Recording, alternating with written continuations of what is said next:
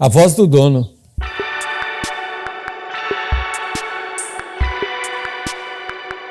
O episódio do Valdemar da Costa Neto, nesta semana, me lembrou uma imagem bem antiga da marca da RCA Victor, que era uma empresa de disco, fonografia, e que tinha como símbolo um gramofone, aquele antigo, e um cachorrinho escutando pacientemente a música. Era um Fox, né? Talvez fazendo alguma relação da música, do estilo de música daquela época, com o cão, o Fox. Bom, Valdemar da Costa Neto, nessa semana, foi protagonista de uma coisa ridícula, pedindo a anulação de algumas urnas junto ao TSE e recebeu de imediato uma multa de 23 milhões de reais, 22.900, 23 milhões. Os partidos da coligação saíram fora, perceberam a bobagem que ele fez, a besteira que ele fez, talvez a mando do presidente Bolsonaro. E aí, o que acontece? Acontece que ficou ridiculamente marcado esta cena. Mas quem é Valdemar da Costa Neto? Valdemar da Costa Neto é o boy, uma figura folclórica de Mogi das Cruzes, que viveu às custas do pai, que foi prefeito de Mogi das Cruzes 4 vezes, e ele foi deputado federal por 6 vezes, ou seja, sempre oposição ao governo, com uma forma de ter moeda de troca. Nessas eleições ele conseguiu fazer 99 deputados, uma bancada. Daí veio a imagem da voz do dono, porque esses 94 deputados são 94 fantoches que votam de acordo com a sua determinação, de acordo com a voz do dono, como aquele cachorrinho bonitinho que fica ouvindo a voz do dono. E isso é a política no Brasil. Valdemar da Costa Neto foi na eleição do Lula, quando o Lula fez a carta aos brasileiros e tentou puxar o sistema financeiro, empresarial para a sua chapa, trouxe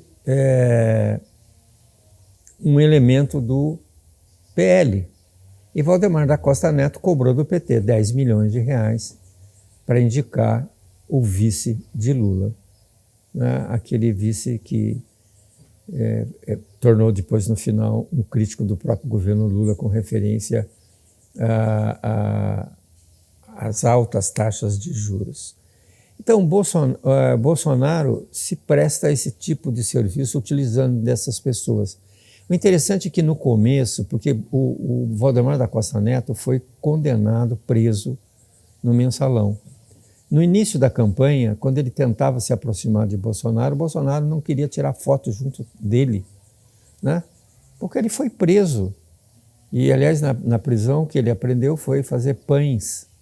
E ele quase volta para a prisão para aprender a fazer pães, que não seria uma boa oportunidade, porque talvez eles tenham lá novas receitas. Como ele gostou, se identificou muito com a padaria, quem sabe se ele poderia agora receber novas receitas, que seria ótimo para ele, né? Para o país ele é um péssimo elemento, um indivíduo que só vive fazendo pressão ao governo, ficando nos melhores cargos. Aliás, todo o sistema de transporte é dele. DENIT, fazer uma ponte, uma estrada, é ele que define, não é o governo, né? Então, isso ele está no governo desde o tempo do Lula, o Valdemar da Costa Neto. Então, isso tudo mostra como é que é a política brasileira. E ele não se sabe o que ele imbuído de que ação, ou talvez uma pressão do próprio Bolsonaro para eliminar as eleições e fazer novas eleições. Ou seja, Bolsonaro está copiando o Trump nos Estados Unidos, ou seja, até a posse de Lula nós teremos esse tipo de movimento, esse pessoal na porta do quartel, a torcida lá no Catar gritando Lula ladrão, ou seja, uma coisa ridícula.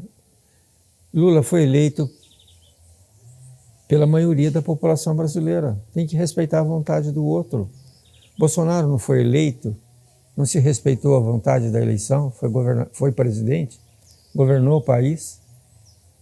Ou seja, aliás, o Brasil eu acho que é o único país do mundo em que o seu próprio as críticas são difamadas pelo próprio brasileiro, né? O brasileiro adora falar mal do seu país, das suas pessoas, dos seus líderes, ou seja, coisa ridícula, coisa de quinta categoria, né? Bolsonaro está copiando exatamente o que Trump fez nos Estados Unidos. E no Brasil vai ser muito fácil invadir o Congresso Nacional, porque o Congresso Nacional, todos os prédios de Brasília foram feitos democraticamente, com desenho, traço socialista de Niemeyer, em que tudo é aberto, é plano, não tem grade. Ou seja, ele quis mostrar para a sociedade que os poderes são abertos, são possíveis de serem, de entrar e sair, não é como no Capitólio, nos Estados Unidos.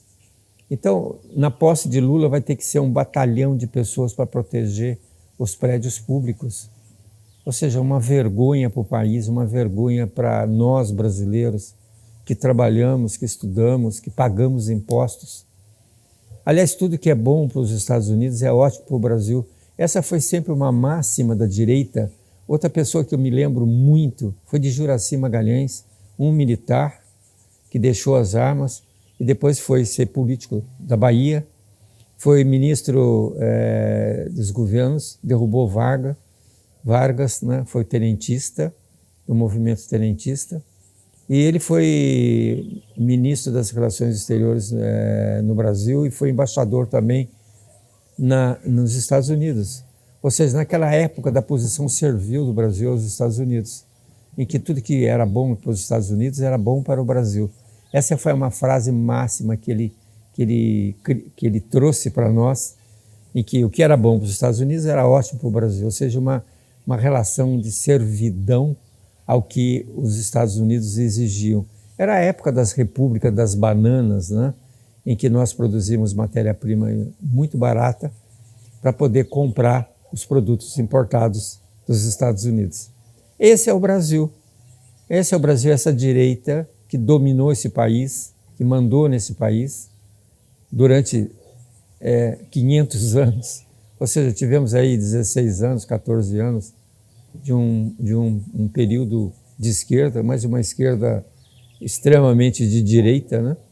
Ou seja, uma esquerda que deixou os bancos numa situação extremamente favorável, as grandes universidades particulares com um caixa monstruoso. Enfim, esse é o Brasil, que nós deveríamos nos recolher, pensar, refletir sobre tudo isso que está acontecendo no Brasil. Nem sempre o que é melhor para os Estados Unidos é melhor para o Brasil. Quando que nós vamos ser um país independente?